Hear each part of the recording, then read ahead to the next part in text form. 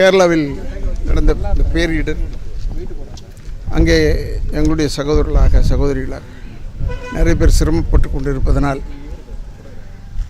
எங்களுடைய South Indian cine artist dubbing union அவருடைய சார்பாக டப்பிங் யூனியன் சார்பாக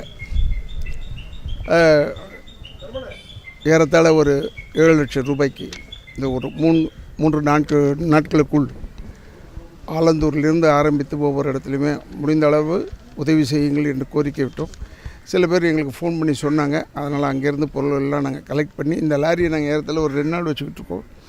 இப்போ அந்த பொருளெல்லாம் வந்து கேரளாவுக்கு போய் சேருவதற்கு அந்த எம்பி பேர் என்ன அவர் கேரளாவில்